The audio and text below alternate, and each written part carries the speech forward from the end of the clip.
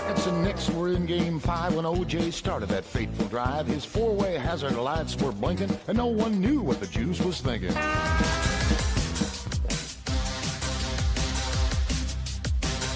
I've been to Reno, Chicago, Fargo, Minnesota, Buffalo, Toronto, Winslow, Sarasota, Wichita, Tulsa, Ottawa, Oklahoma, Tampa, Panama, Mattawa, La Paloma, Bangor, Baltimore, Salvador, Amarillo, Tocopilla, Barranquilla, and Padilla. I'm a killer. I've been everywhere, man. I've been everywhere, man. Across the desert bare, man. I breathe the mountain air, man. I've traveled, I've had my share, man. I've been everywhere.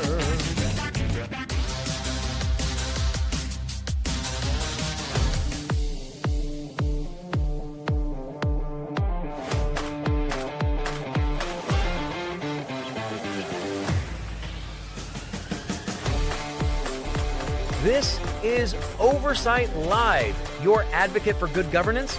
We're putting the site back in. Oversight.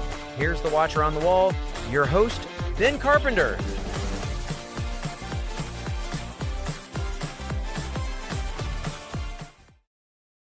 Hey, good evening, Alaska.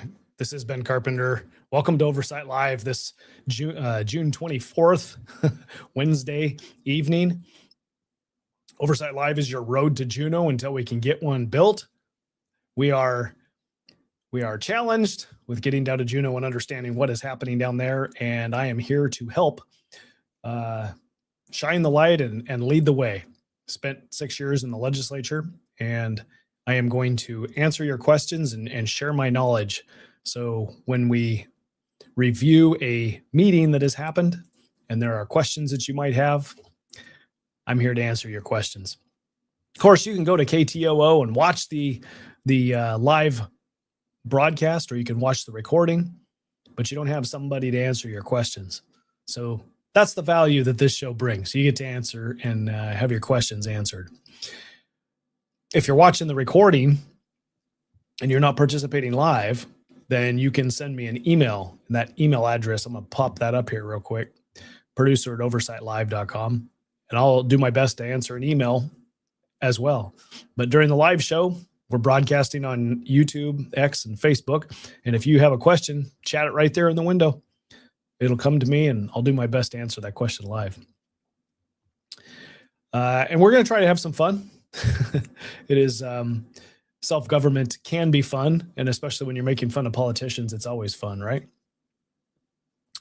Anyway, let's try to have some fun tonight. I don't have any positive news to report from the legislature.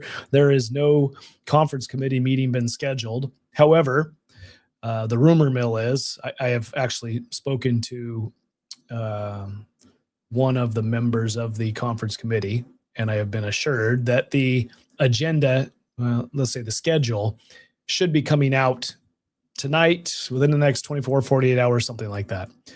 Possibly a meeting on Friday. So we'll see what happens. Like I said last night, the work on the conference committee could be going on right now, and we would not know it because the legislature doesn't have to do business, and it doesn't have to do the deliberation in front of the cameras. They can come to the conference committee, and they do come to the conference committee every legislative session if this required for a budget bill. And you just find out what it is that they agreed upon. You don't hear any of the reasoning why. So I don't expect any different than that for this conference committee.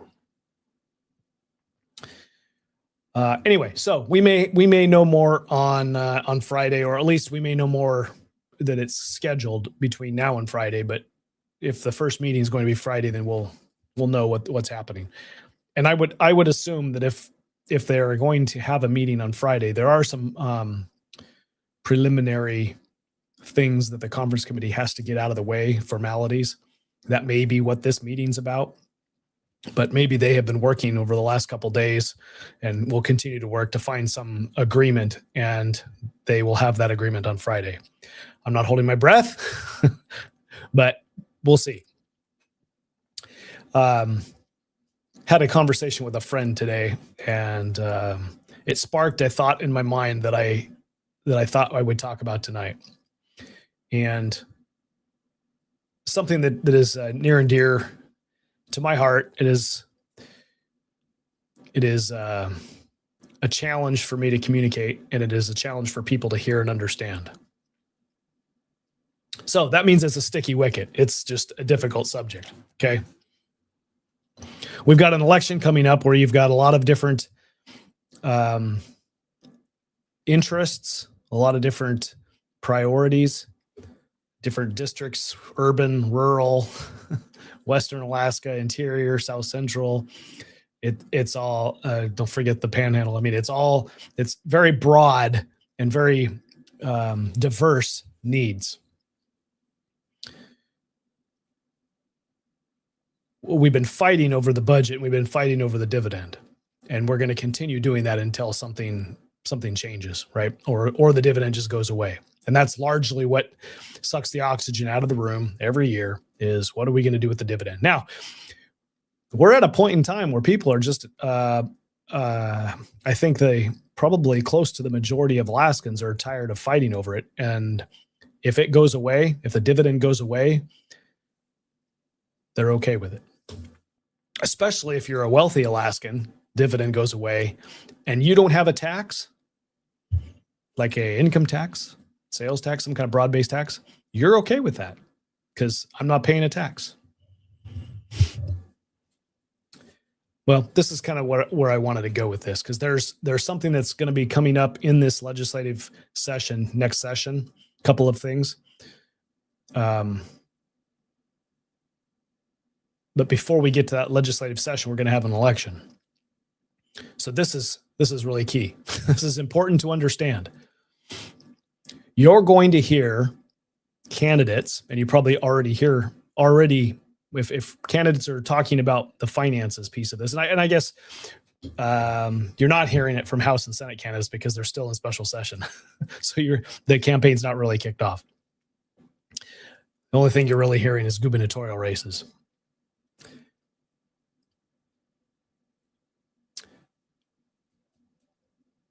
There's going to be a push to combine the ERA and the corpus. There was this year. It got overcome by events. And this next year, if they've got the votes, that's what they're going to try to do. And the argument is going to be, well, we can protect the dividend and we'll do some sort of $1,000 or less or whatever we can afford dividend. And we'll protect the fund and we'll make sure that the permanent fund can't be spent with a simple majority vote, which is really the earnings reserve account. Okay. And if I'm moving too fast, say, stop me. But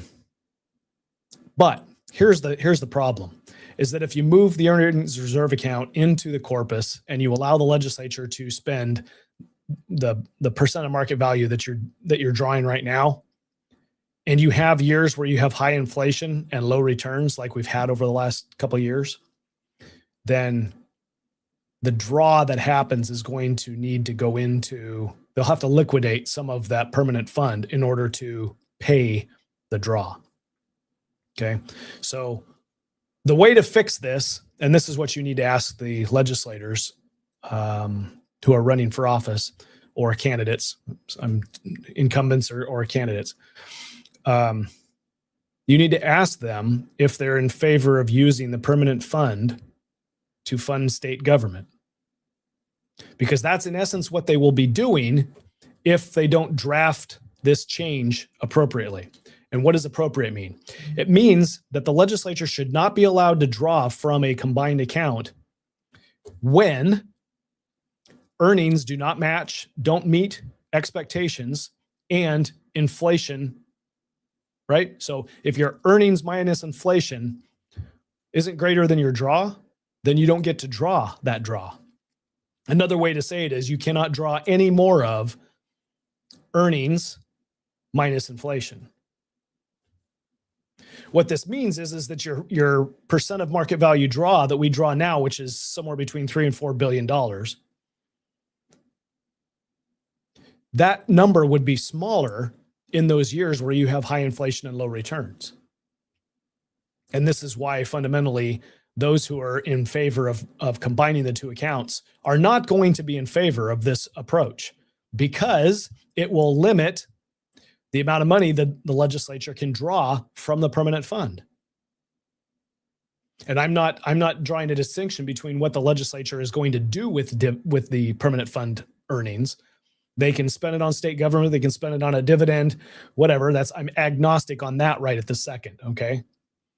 I've got my own opinions, but what I'm trying to articulate is the money that is drawn off every year of the permanent combined account in those years where you have low returns or your returns don't keep up with your spend plus inflation, right?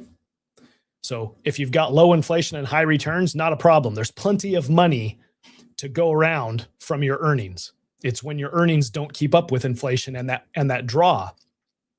So they'll say, well, you know what? We'll move the draw from a 5% to a 4.5% or a 4%, something like that. It's probably going to end up being a 4.5%, I would guess. But anyway, it just means that you're going to draw less from the fund.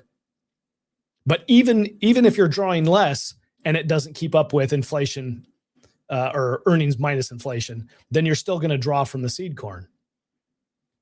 And it's a simple majority vote to spend it, right? So the argument that you're going to protect the earnings reserve, the earnings of the fund by moving the earnings reserve account is kind of a white lie. Because yeah, you would protect it, but only partially.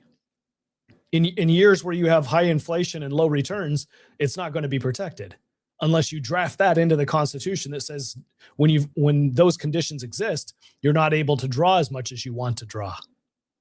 You can only draw unless up until the point of which your draw is going to dip into the principal of the fund. Now, the argument for this whole movement of earnings reserve to make it a one account system is they point to the accounts, the funds that exist in Harvard and other large endowments, right? And they say, well, they can do it. They can manage their fund and they can tap into the earnings and they can tap into the principal when they need to. But Alaskans, it's called permanent for a reason, permanent fund for a reason, because I think Alaskans are of the opinion, even if you are agnostic about the dividend, don't care one way or the other, you recognize that the legislature having access to the corpus of the fund means the legislature is going to figure out a way to spend it down. And Alaskans are not okay with that. The argument for combining the accounts is going to be framed as we're going to protect the fund because we're moving the earnings reserve account, which you're protecting the earnings reserve because it's a simple majority to spend out of it. So we're going to protect the fund, but it's not actually a protection 100% all the time.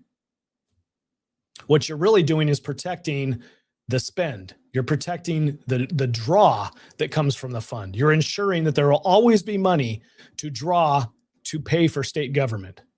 Okay?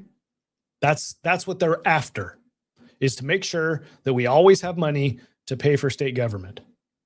Regardless of whether there's a dividend, regardless of whether we have earnings that are keeping up with the draw, regardless of whether we have high inflation or not, there will always be money to draw for state government. Okay, that's what they're setting up. Now, you might be saying, well, what's wrong with that, Ben? That's good news. We haven't even talked about an income tax or a sales tax or some other tax or increasing oil taxes. We haven't even talked about any of that. If we can just fund government from the permanent fund and not have any of those taxes, then isn't that a good thing for us? Doesn't that equal prosperity? Because if I have to give money up to the state government, then I don't get to be prosperous with that money. Somebody else does. There's some other service that is going to be provided to somebody else with my money. I don't even, for those that don't even use state services other than, the roads and the troopers and the things that everybody uses, right? They're not attached to some special interest that is receiving state funds, right? They're just everyday Alaskans. Okay. Even if you're making the argument that says, this is great that the state of Alaska can pay for state government and not have any taxes, then we're living in a utopia. This is the best case. This is the best state in the nation. We get all of government and we don't have to pay any individual taxes. We don't even have to pay for it. Okay. Usually when things sound too good to be true, they are, right? So here's the problem. This year, the beginning of the year, on day one of the legislative session, the Senate Finance co-chair, Senator Hoffman, came out and identified that they're expecting, at that time, they were expecting an additional $200 million in permanent fund earnings than what they had the previous year. Okay, so back up and reframe this. We had $200 million more of permanent fund earnings to spend on dividend or spend on state government. Okay, you'll recognize that your dividend was set at $1,000, and then there was some $200 or somewhere around there energy rebate. Okay. So the point that I'm trying to make here is the argument is whatever's left over after we've paid for government is what we can have for a dividend, whatever we can afford, right? And as long as there's a permanent fund that continues to grow, and you'll even hear the argument that says, hey, we need to do the right thing so that the fund will grow even more. Okay. So what it means is the goal is to not tax anybody, but to have the permanent fund growing, and that growth fuel state government. So we can always have more money to state government. So I want to ask the question, and I think you should be asking the question of your representatives and your candidates. Where does our state government need to grow? Where does our state spending need to grow? Because that's the big picture. You step back out at 60,000 foot looking down from a satellite or from an airplane, and you're looking at what we're establishing here. We're going to have a state government that's funded by our permanent fund earnings and whatever oil money we are able to generate. Okay. No broad-based taxes. And that money continues to grow. Remember, it has to grow better than inflation, or you're drawing from the corpus of the fund. All right. So the goal here is to grow better than inflation, and you're always then looking for more money every year. So where is it that more money to state government is going to provide something that you want? Is it in the operating budget? Meaning larger paychecks to employees, more programs and services? Is it to the capital budget? More roads, better maintenance on roads, more snow plows, more, whatever, right? So whatever it is that's going into the capital budget, more bridges, more roads, more maintenance on, maybe deferred maintenance, we'll spend on that, right? Whatever it is, wherever your bent is, whatever you think it should be growing as, is that what we want? Is a government that continues to grow at the size and the rate and the speed of the permanent fund? And I'm going to juxtapose a problem that I see with that and the federal government, because we are demanding exactly that of our federal government, of our delegation, federal delegation. Please continue to bring the money back to Alaska. We got $1 billion. Let's see. It was a total of about $3 billion that came to the state over the last few years with regard to telecom, broadband. Now, that was about $1 billion to the state of Alaska that the legislature had purview over, and that the executive has purview over. And then there was another $2 billion that was given out to tribes, Alaskan tribes. Okay. Fast forward a couple years, and we got another $1 billion that's handed out for healthcare. We're going to revolutionize our healthcare.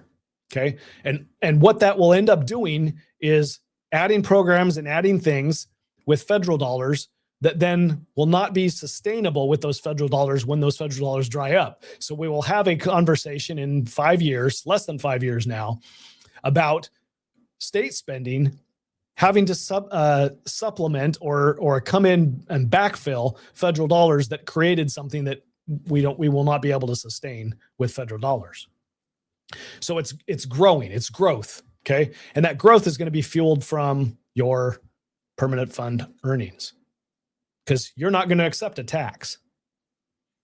So where are the votes in the legislature for spending it? Up until now, the legislature is spending money on the operating budget. The capital budget is always slim. So we're going to grow the bureaucracy. That's what has been happening over the last decade or more. Ever since 2013, when the price of oil crashed, sometime around 2013, the first thing that gets slashed is the capital budget. And it dwindled to almost nothing in some of those years. When we drew down our CBR, Constitutional Budget Reserve, from somewhere around $16 billion down to $1 or $2 billion. It's probably around 3 now, I think. Anyway, we spent all of that money. And a large chunk of that, most of it gets spent towards the operating budget. Federal government has grown like a weed. Your tax rate has not gone up. But the growth of government, the growth of the federal government has ballooned over the last couple decades. The reason that there's more money to spend in federal government and there's an ability for it to grow is because our representatives in Congress are not coming back to you and saying, hey, that those additional services that you want, we're going to have to raise taxes. They're not coming to you to say that. They're just balancing the budget by going into debt. So future generations, future economies have to pay for today's expenses. And that dollar figure is about a quarter of all of the federal spending. We're going into debt every year about $1 trillion. It's larger. That amount is larger than our national defense spending.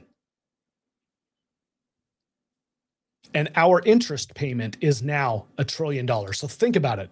We've got $1 trillion of interest. That's the minimum payment that you got to make on your credit card, right? Your interest payment is $1 trillion. Plus, we're spending $1 trillion more into debt. And we, the American public, is demanding this. We're demanding, don't raise our taxes. Keep the spending going. That's what we're demanding. We're going to reward our legislators who go to Congress for doing exactly that. This is what we're setting up in the state of Alaska with regard to the permanent fund earnings.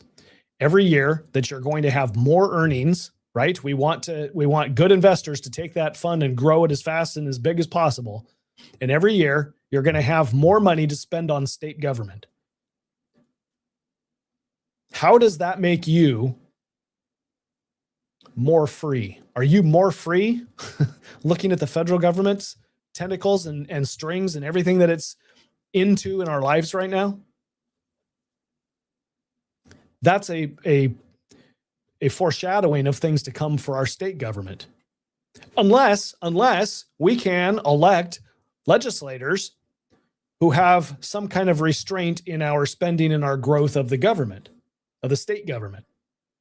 What are the odds? What are the odds that we've got a majority of the districts around the state that are going to elect somebody that says, hey, we're spending too much and we need to curtail this? There's too much bureaucracy.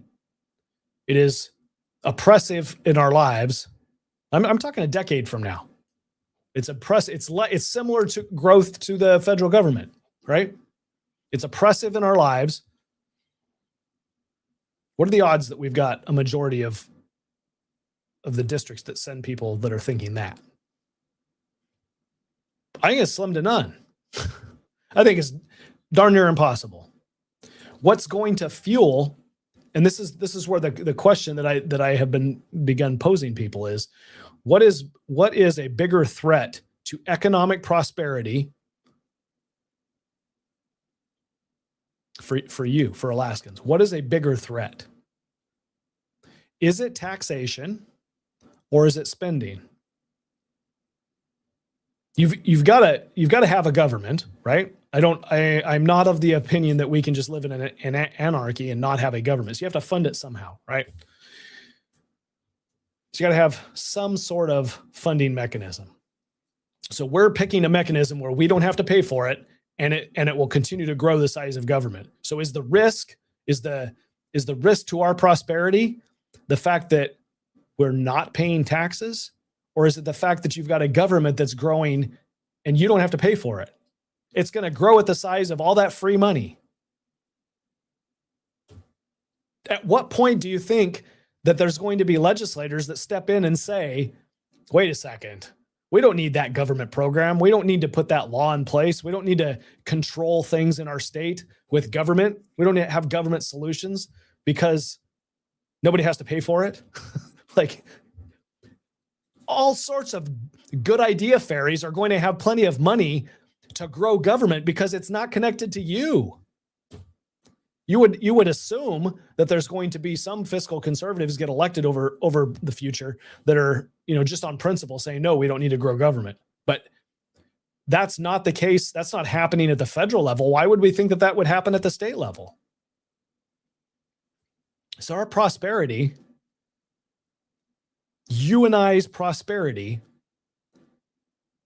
is related to the size and the oppressiveness of our governments. That's the greater risk going forward. Not the fact that we would have to pay taxes, because you can the more taxes that you have to pay, the greater the pain, the more the pressure on the legislature. That's how that works. It's just human nature. You take away that pain, and now the growth of government, it doesn't cost anybody anything. So who cares? That's how we get a heavily socialist state,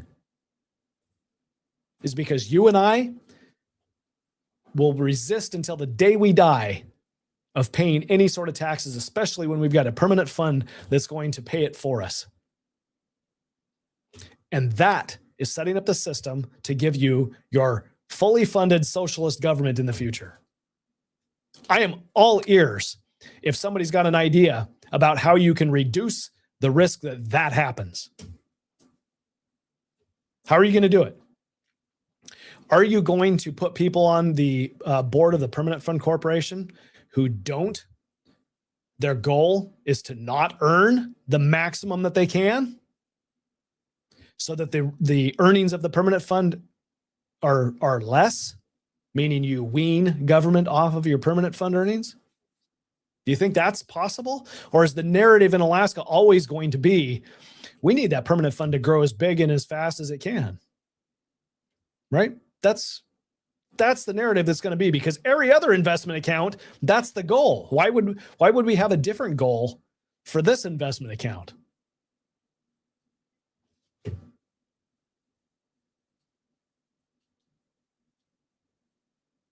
So when you elect somebody, we've got to know, we need to know what the answer is. Are you going to be in favor of setting up a system where the state government gets funded from the permanent fund moving forward? Because that is the system we'll be stuck with a decade from now. And that is, in my opinion, the greatest risk to our prosperity in this state. It is not the fact that we would be paying taxes. Everybody in every jurisdiction has to pay taxes. If you think that you're going to have a free state and not pay taxes because there's plenty of free money somewhere else, you are lying to yourself. The connection between having to pay for something and the quality and the demand, right? A quarter of the federal spending we don't have to pay for. And who's watching? Who cares whether it's wasteful?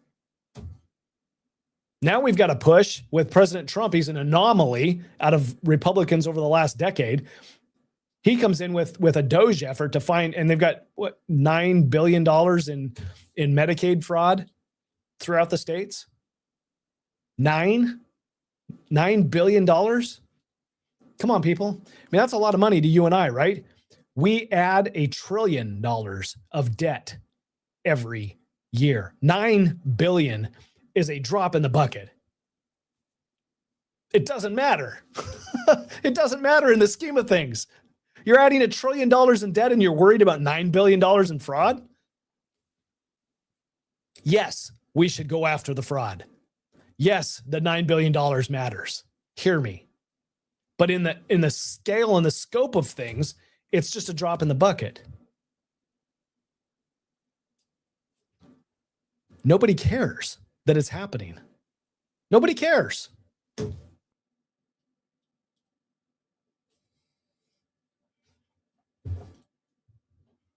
So the candidates that are out there, they've got solutions. They're gonna come at you. Elect me. I've got a solution. We need to protect that permanent fund. Okay, what do you mean by protect the permanent fund? Do you mean give the government access to the corpus when earnings are low and inflation is high? Is that what you mean? A real easy question is, are you going to support limiting the draw from the permanent fund to earnings minus inflation? That'll protect the corpus. You won't be able to draw a consistent amount every year, potentially, but that'll protect the corpus. You'll never be able to draw more than what you earn minus inflation. Okay, if we can find agreement on that, go right ahead. Go right ahead. It's a spending limit. It's a spending limit. It says you're not going to dip into future generations of this, future generations' benefit of this permanent fund in order to pay for this year's expenses. This one other part that matters here that probably shouldn't get into. You take and spend $1 out of the fund, out of the corpus, out of the principal now, that dollar would have otherwise been invested. You have robbed future generations not of that dollar, but of what that dollar could have earned. So when you consider dollar cost averaging and compounding interest, right? That dollar isn't just a dollar. You repay it next year. It was no longer $1. It was more than $1, assuming that inflation didn't eat it up. It could have been invested, and that dollar over time is going to be more than $1. So if you spend $1 out of the principal this year and you want to repay it next year, you have to repay it with interest. The longer that you go, the more expensive that, and not repay it, the more expensive that dollar gets to repay it for future growth. So this is why you can legitimately say that if you draw off the principal of the fund, you are taking investment earnings away from future Alaskans. That's exactly what you're doing. So you're taking money that would otherwise be there when it's needed for future Alaskans, and you're spending it on today's needs. It is the exact same thing that is happening at the federal level. We are printing money. We are going into debt to pay for everyday items, DOD spending, Medicaid, Social Security, roads, you name it, everything. A quarter of all of the spending that's happening from federal government is debt. We're pointing to the future generation and saying, you pay for it. You pay for our needs today. That is enabling government growth because nobody has to complain about that paycheck, like that cost. I'm sorry, the tax. It's a tax on future generations. It's exactly what we're setting up for the state of Alaska.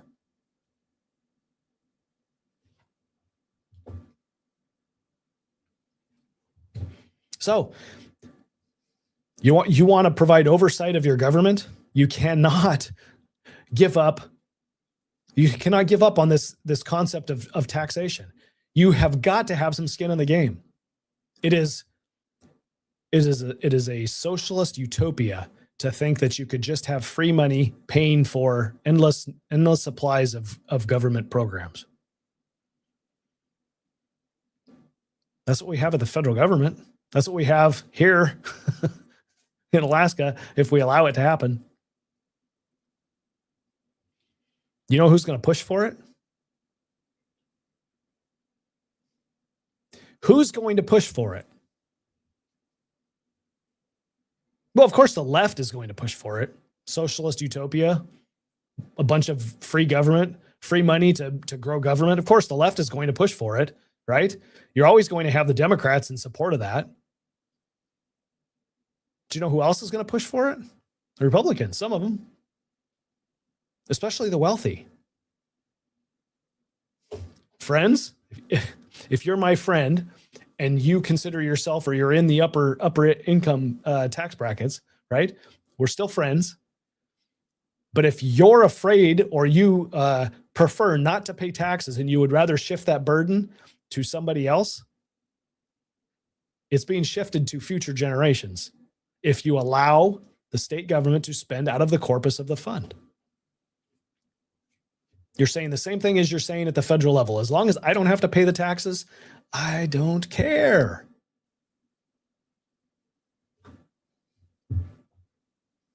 This is a moral problem.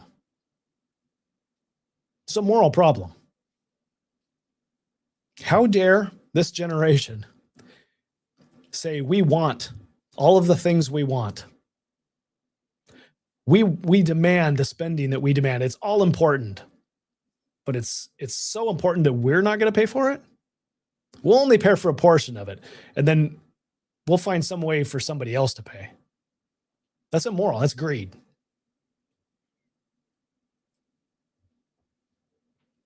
Until more of us, more of the general public understands what is happening here, we're not going to have a change in the legislature.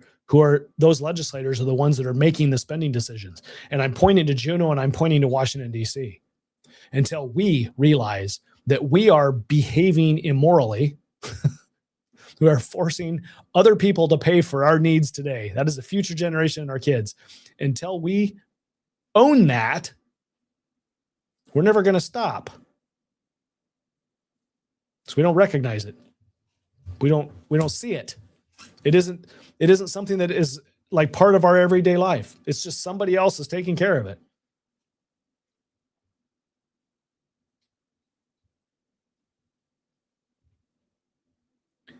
You and I don't understand this, then it doesn't really matter who you send to Juneau. It doesn't matter who you send to Washington, D.C. They just continue doing what they're doing. And someday we run off a fiscal cliff. Our economy collapses. Some point in time, if you do not reduce spending at the federal level, or you grow, and we cannot grow our economy fast enough to get us out of this. You can't. I know that this is what Trump is trying to do. He's putting tariffs in place to return manufacturing to Alaska so that we start generating our own wealth. Okay? Increase and growth in our economy. Got my note here that I never turned on the screen. You guys can't see what's commenting. Boy, how frustrating. All right, there it is. Thanks, hon. Sorry about that, folks.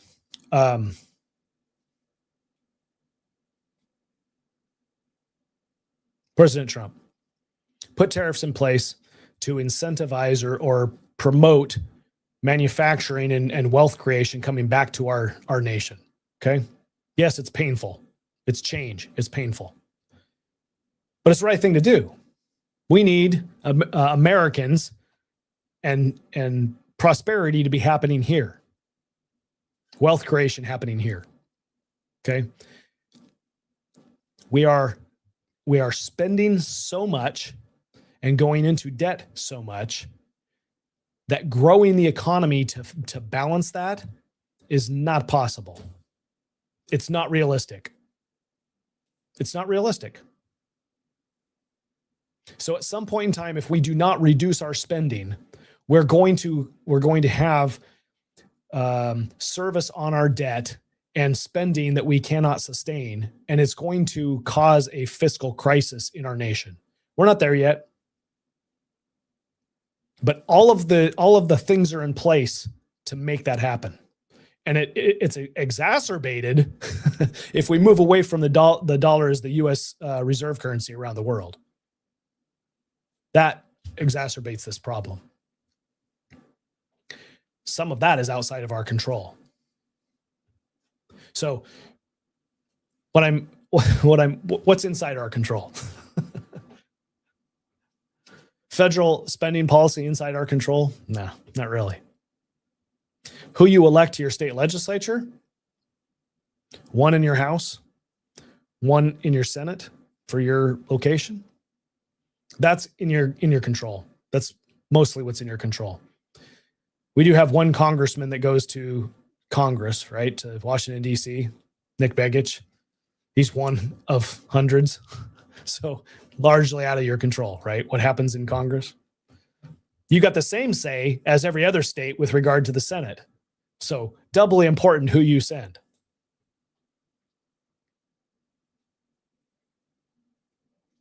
There's going to come a point in time where we are going to regret the behavior that we have had over the last several decades. It may be when you and I have really white hair or no hair, and we're at the end of our days, and our kids and our grandkids ask us, why did you guys do this? Why did you spend so much? Why did you grow government so big?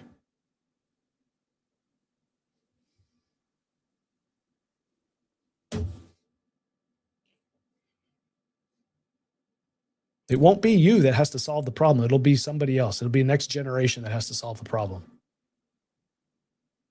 We will have given them that problem.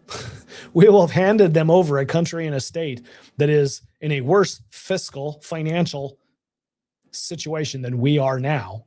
We will have handed that to them and say, so sorry, we took care of ourselves. We lived pleasurable lives.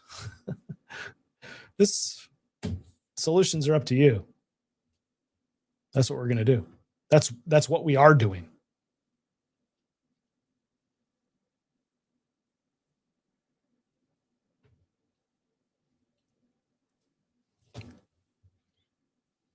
This is what I'm talking about. Government solutions.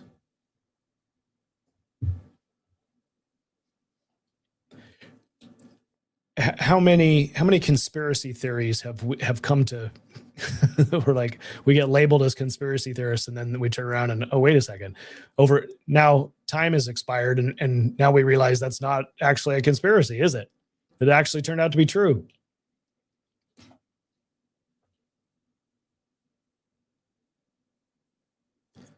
Ronald Reagan said government is the problem, right? Spending is the problem. It's not taxation. Taxation is not the problem. You always have to have taxation. There's no need for taxation if you don't have the spending. See? Spending is driving, it's pulling. It's like the water that's running through the hose is not just, it's not only is there a pump that's normally pumping the water, but as the water is flowing out of the hose, it's also pulling the water with it. That's what the spending is pulling the demand. The spending is the demand for more, right? It is what's causing somebody to have a conversation about taxation, because there's a demand for spending. It's not the taxation. We always have to have taxation. It's always a battle that you have to fight. We're avoiding it in the state of Alaska, but somebody is paying. You lose your uncle, you lose your family members because government comes down with a heavy hand, and it's just fear. That's all it was. It was fear-based. And it'll be fear-based next time. There'll be some good justification and good bureaucratic reason for why this is necessary, and you'll lose your freedom. I mean, I don't have to, this isn't conspiracy theory, and this isn't fear-mongering, right? There should be nobody that ever says that went through COVID. Do you know more people that died because of the shot? They died after they got the shot than who caught COVID and died because of COVID? I can say that in all honesty. Medical community that still to this day has not owned up to the fact that many, if not all, most doctors are pushing the COVID shot. And we're just going to conveniently let that be bygones, water under the bridge. This bureaucracy did not stand up for truth. It did not fight fear. It fell right in lockstep with it. There should be nobody that lived through COVID that looks to the government and says, yeah, we can trust that. It should be perfectly clear that the more you grow government, the bigger and stronger you make it, the more that is possible. And in the state of Alaska, we're going to enable that. We're going to enable the growth of government with our permanent fund. And this is why spending a portion of that permanent fund earnings on the dividend program is so doggone important. It is a way to reduce the amount of money available to the spend. The dividend, taking the dividend, is in lieu of taxes. You don't have limited government if you've got free money in lieu of taxes. You don't have limited government. It will continue to spend all of the money that's available to it. I think that the situation is the growth of government is so insidious in the state of Alaska that you're going to end up with no dividend, a growing government, and a tax someday. Somebody will be able to make an argument that we need to pay our fair share, and we just look at all of these programs that we need to put forward. All this government growth that we can't sustain, and we need more. And you'll end up with a tax too.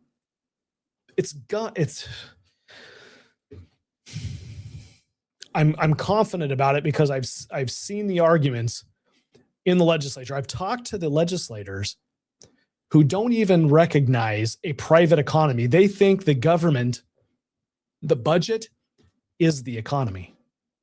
I'm not making that up. I'm not exaggerating one bit. The economy is the budget. It is federal and state spending. That is the economy. There are people in the legislature. Well, technically, I think a couple of them are not in the legislature anymore. There were people in the legislature that believed exactly that.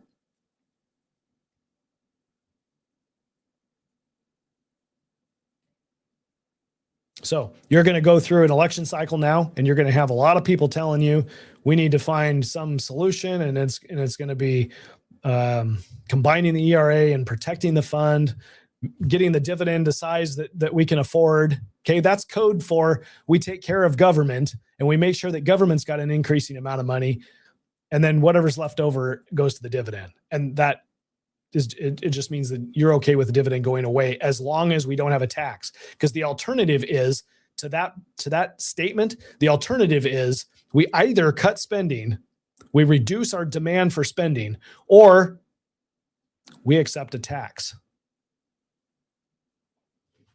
So poor people don't want to pay a tax. Wealthy people don't want to pay a tax. This is the crux of the problem that we have. It's literally a case where Alaskans need to look at the state, the mechanisms by which you're funding state government, and say we are going to choose to be selfless, not selfish.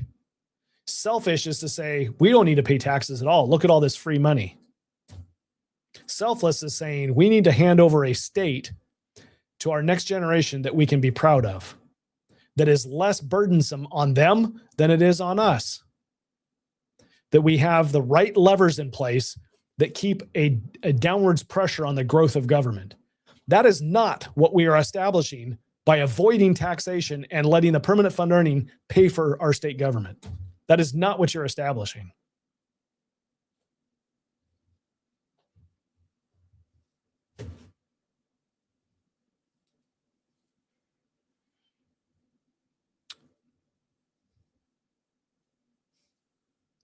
You want, yeah.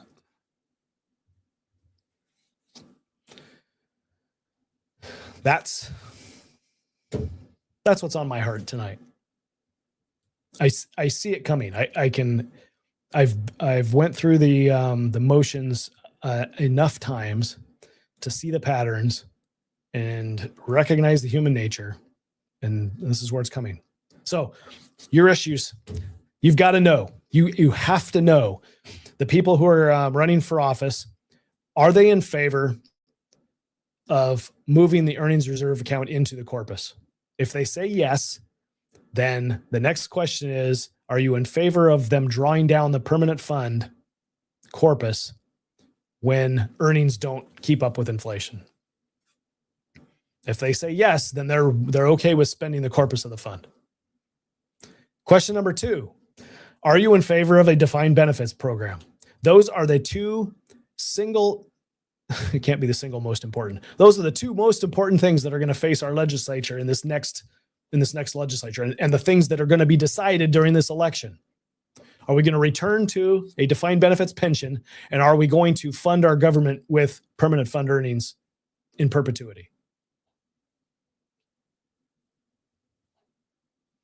Remember, the permanent fund is protected right now. 100% lock proof. At this point in time, it is locked up tight. The permanent fund itself, the corpus, cannot be spent.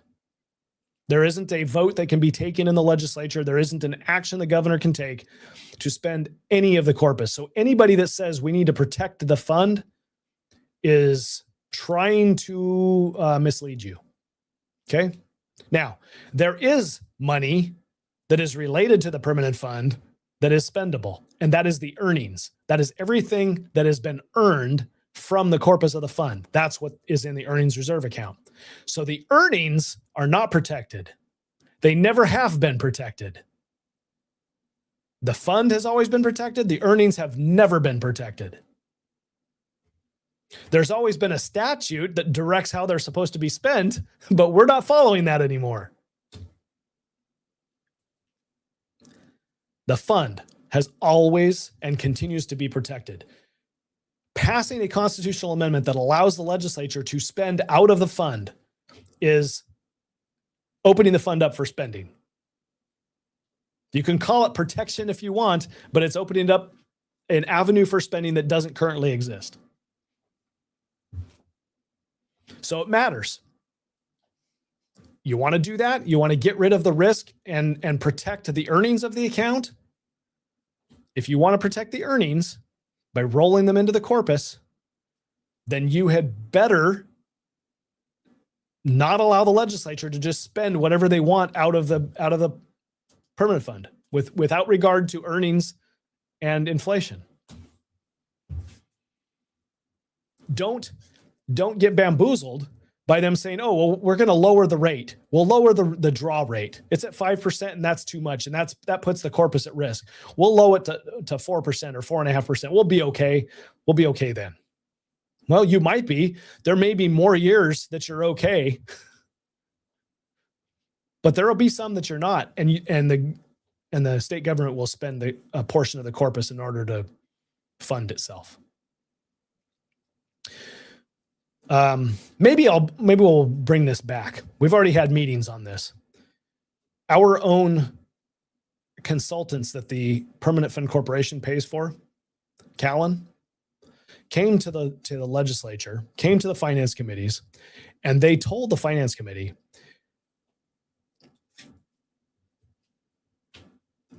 they're projecting, or not, they're not projecting. They're looking backwards. The history is that the fund managers don't hit their target. They only hit their target less than half the time. So what's the target mean? The target is CPI plus 5. CPI, the Consumer Price Index, or another way to say inflation plus 5%. That is the target. That's what the investment strategy is for the permanent fund. We want to grow the permanent fund every year 5% plus CPI, 5% plus inflation. So if inflation historically is 2.5%, that's over the long term, then your target investment every year, your target earnings is 7.5%. 5% plus 2.5%, 7%, 7.5%. Okay. Callan comes and tells us the permanent fund corporation can't reach that only less than half the time. Projecting going forward, you're never going to reach it more than half the time. Now, if you drop it down to 4% plus inflation, so 4 plus 2.5%, if you drop it down there, you'll get closer, but you won't exceed, or it will be just above half of the time. So this is the reality. The reality is, even if you drop the rate, there's going to be near half the time, half the number of years going into the future, that the earnings and inflation are going to allow the permanent fund to be dipped into, the corpus to be dipped into to pay for state government, whether it's 5% or whether it's 4%. This is a matter of record, okay? So don't let any legislator or any smart financial person tell you otherwise. They're blowing smoke up your skirt.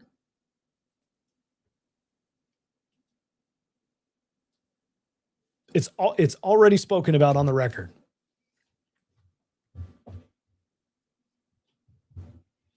So there's one way to protect it, and that is to constitutionally require that any draw not exceed your target, your CPI plus 5 or plus 4. If you cannot earn enough to beat inflation and whatever you want to draw, then you don't get to draw the difference from the fund principal.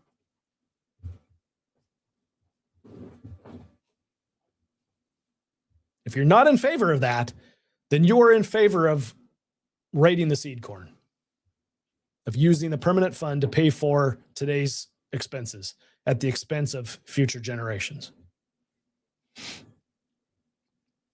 You're continuing this problem that we have in our nation right now with regard to we want it, but we don't want to pay for it.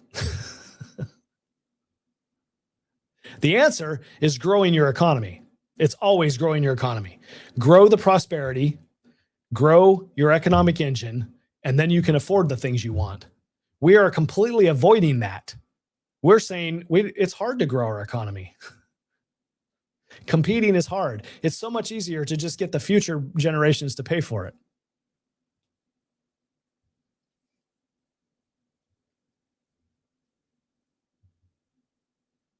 Carrie, I think most Alaskans, this resonates with them. They're like, you know what? I can stand the permanent fund dividend going away, but they better not get into the principal. Then it'll be gone. It's exactly what's going to happen. It's exactly what they want. It's not that they want to see the permanent fund go away. It's that they want to protect the spend.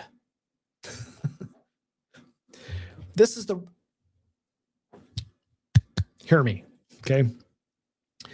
The motivation behind doing that is the same motivation for why the state employees want to go back to a defined benefit pension. It's risk, it's fear of the future, okay? It's fear-proofing my future. If I can roll the ERA into the corpus and I can then spend from the corpus, it means that I don't have to worry about what happens in the economy. I'm always going to have money. And I can always tell myself, oh, we'll just make it up later. We spend $1 billion out of the fund this year, out of the corpus, out of the principal. We'll be able to make it up in the future. Okay. But what's important is for us to not have to pay taxes now. And what's important is for us to continue the spending and continue our lifestyles and continue the pleasure that we're seeking, obtaining from government services. All of that is more important, okay? the folks that are pushing for defined benefits are saying the same thing. We want to be comfortable in retirement, and we want to have a retirement that we can count on. And if we invest in the stock market, well, by the time we go to retire, what happens if the stock market, takes a dive? Then we won't have as good a retirement. So we don't want that risk. We want a pension where the state guarantees that we're going to get our money regardless of what happens in the stock market. The two are the same. It is an avoidance. It is a fear reaction. We fear what will happen if we don't have enough money for state government. We fear what will happen if our pension suffers, our retirement account suffers. And so we'll look to government, we'll look to taxpayers to solve that problem for us. We'll protect ourselves. Okay. The private sector is not able to do this. The farmers and the people who work for a living outside of government, they don't get this benefit. The best you can do is invest in yourself, right? A 401k. You can invest in stocks and bonds. You can invest your money, right? You can work for a company that provides matching funds and invest, but you're still investing. There's hardly any companies out there, if any, that offer pensions anymore. Where it doesn't matter what happens with the investments, they're still going to pay you. It's unaffordable. They're not going to do it. Only government does it nowadays. So this is the motivation behind this, is fear. We need to be taken care of. We are more important. We, government employees, are more important, and our service is that important, and we need to be taken care of. Our state services are so important, we need to be able to spend from the corpus of the fund. We don't want to have anybody else paying taxes. That's the Republican mantra. We don't need more taxes. Go ahead and take it from the fund. We can grow government as long as we don't have to pay for it. It's fear. It also means that we can elect whoever we want at the federal government. And if inflation goes up, as long as I've got a pension or as long as I've got access to the corpus of the fund, it doesn't really matter what the fiscal policy and what happens nationally. We're protected here. Our government and government workers are protected. So we can vote in socialists at the federal level and their policies that ruin our economy, who are ruining the economies of other nations. It won't matter to us because we're held like harmless. Our pension will still come. Our government will still be funded because we got this permanent fund, right? I mean, this is...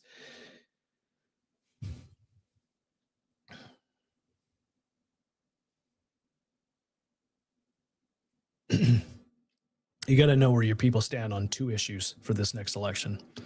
What are they going to do with the permanent fund? And what are they going to do with defined benefits? Those are the two major issues that we need to know the answers to before we elect somebody to go to Juneau and solve those problems.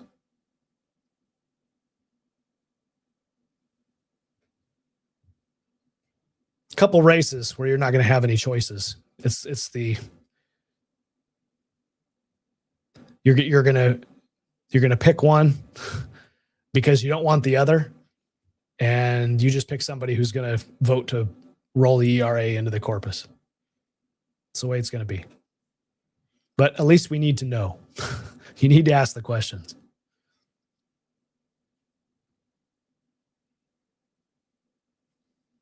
Anyway.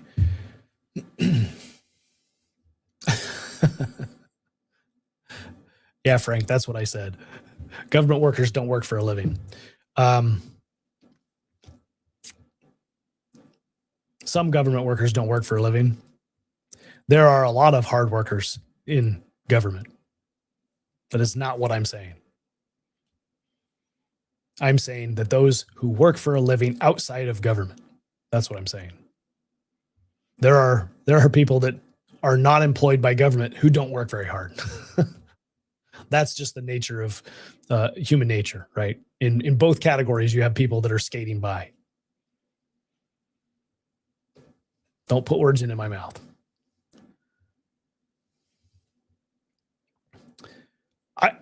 Rick, I think state workers are important. I think they are. I mean, I want resource development in the state, and I want our state workers to be as efficient and as quick and effective at getting the permits that are necessary in order for that business activity to happen. Very important that they do. They're important people. They have important jobs. I want them to do good at it and do it quickly. I just don't think they're more important than the guy that works as a mechanic that fixes my car so I can get to work. I don't think they're more important than the checker that checks out my food purchase. The dentist that fixes my tooth when it hurts, right? The guy who goes out and drills for oil and gas. They're not more important than those people. They're important. They're just not more important.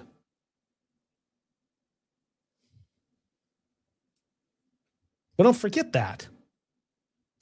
Like, yeah, teachers are important. Teachers are really important. They're not more important than the mechanic. Because if your car doesn't work, how else are you going to get to work? That mechanic's awful important when you can't get to work, isn't it?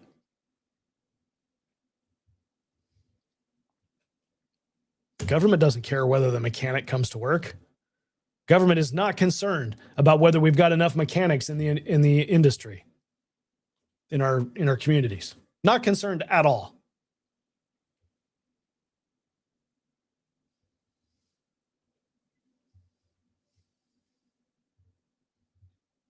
Anyway. All right. I don't think there's probably any questions here. Maybe there are, but I'm going to run through really quick here. I'm going back up to the top and coming back down to the bottom.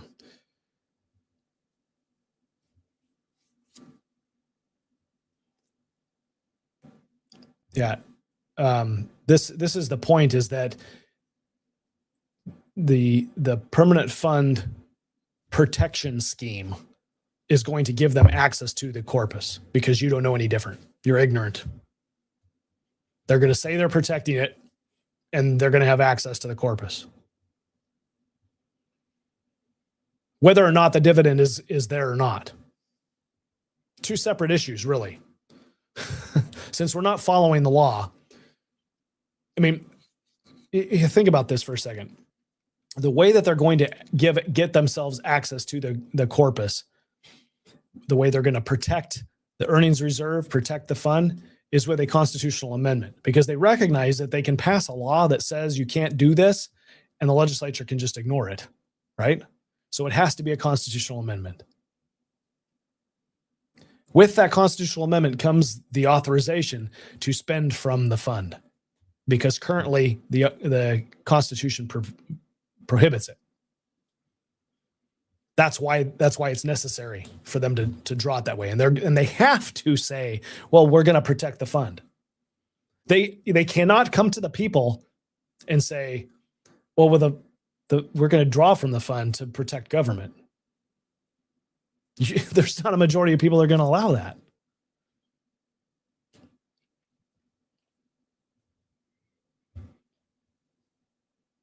They pass a constitutional amendment to do that. You know what? They don't get to do it on their own. You still have to vote on it. Any constitutional amendment is going to come to you for a vote that the legislature passes. A constitutional convention can pass an amendment to the Constitution, and I don't think that has to come back to you for a vote. I'd have to double check that, but I don't think it does. But if the legislature passes a constitutional amendment, it most certainly has to come to you for a vote. So we still get a say in it. But this is the thing that's coming up in the next session. This is what this election is about. Two issues: defined benefits and protecting the permanent fund.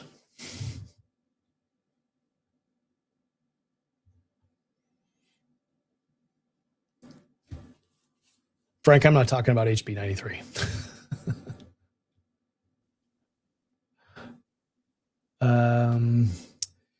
Growth comes from those programs with a return on investment.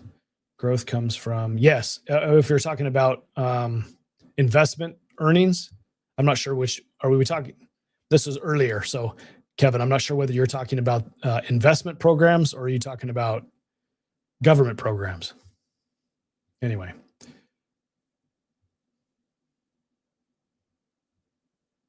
Really should go to the bottom and come back up because this, like these comments are an hour old already. All right, let's do this. Let's come back this way. Okay.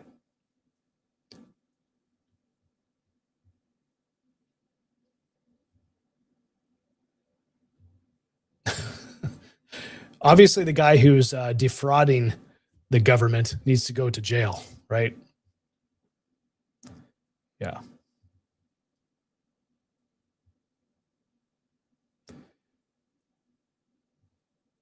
Let's see here.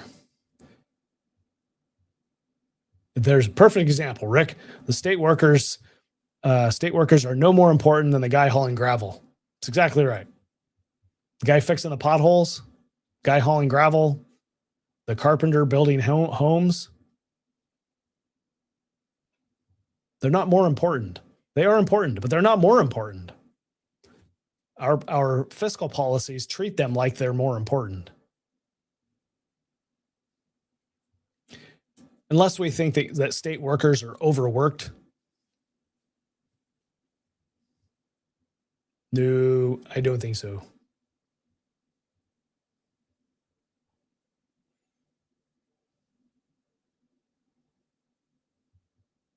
I think you're being sarcastic, Frank. What about world peace and free Tibet? Keep up.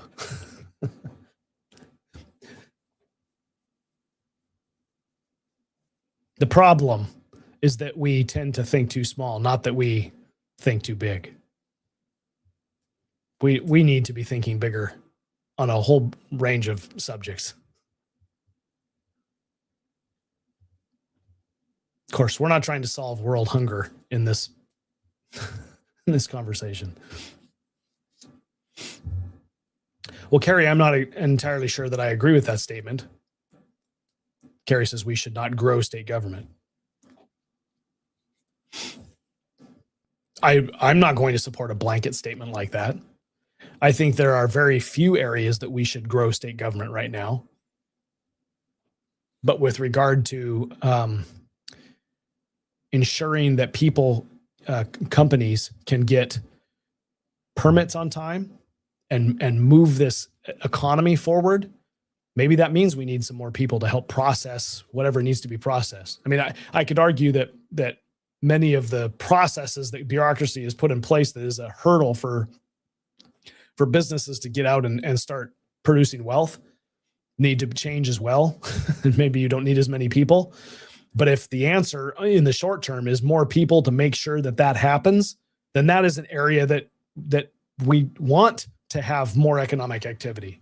And if that means more people, more state workers to make that happen, then that's part of the equation. So I can't just be part of a blanket statement that says we have to. But here's the thing. I know from my own two eyes, we're paying for people who are never hired. Hundreds of millions of dollars are being appropriated to positions that are never going to have people in them. So that money's going somewhere. It's getting spent somewhere, and we don't have any record. Legislature does not talk about it, and it doesn't scrutinize where that money's being spent.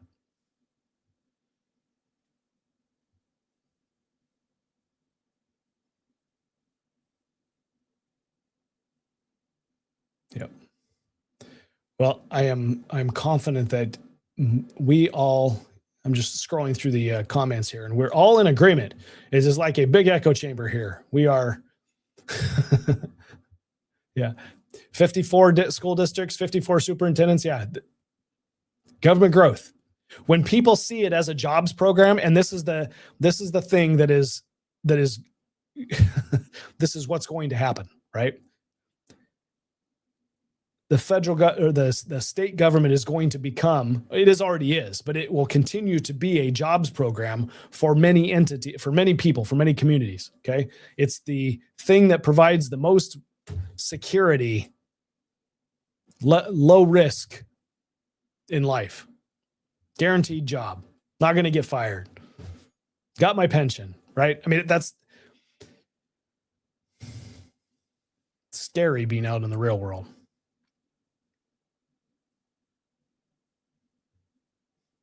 When we look at government as a jobs program, then it's hard for us to look over at our neighbor and see them suffering. Why don't you go get a good job at the state? I hear they're hiring, right?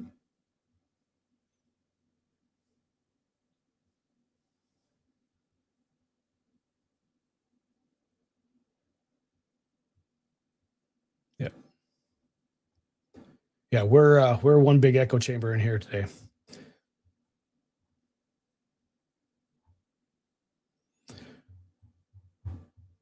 So the takeaway from tonight, I think, Frank, yes, we got to go vote, but we need to provide better oversight during that voting process, during the elections process, by asking questions of our candidates. Where are you at with a permanent fund? Where are you at with defined benefits? If we can just focus on those two things, then the really big problems might be able to be averted.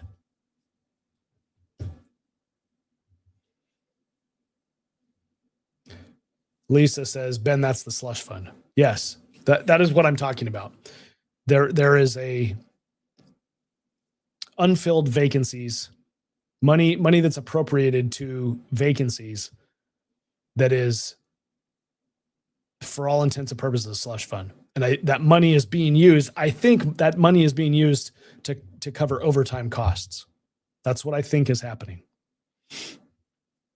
In some cases, you can't find employees to hire for various reasons.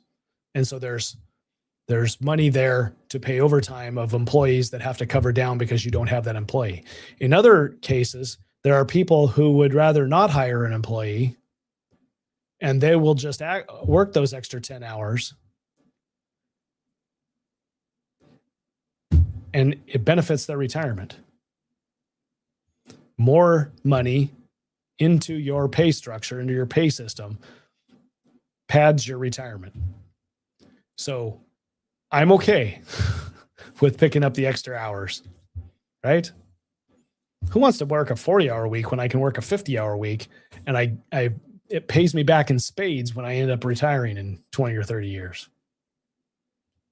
Yeah, it's happening. Is the overtime necessary?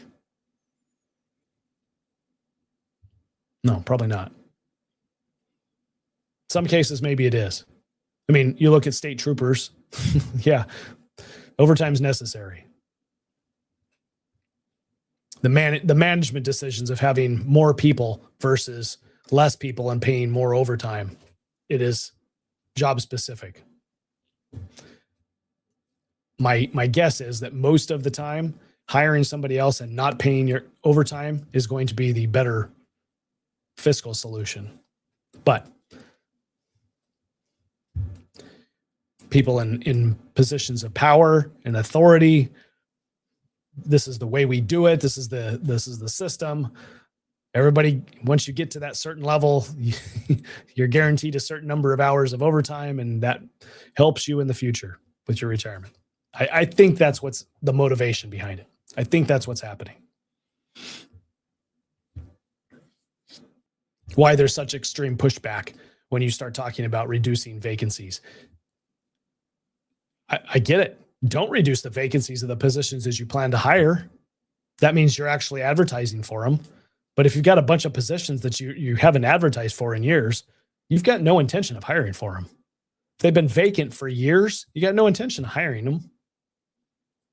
The oldest one that I saw, and I've said this before, but the oldest one that I saw was a Fish and Game, Department of Fish and Game employee position. It was not employee because there was nobody hired into it. The last time somebody had been hired into that, it gives a record of when the printout shows when the last time somebody was hired in that position. 10 years prior. 10 years prior. That position had been funded for 10 years with nobody in it. Legislature's not asking the questions. Bureaucracy's not at it. We don't care. Keep giving us the money. We'll spend it somehow.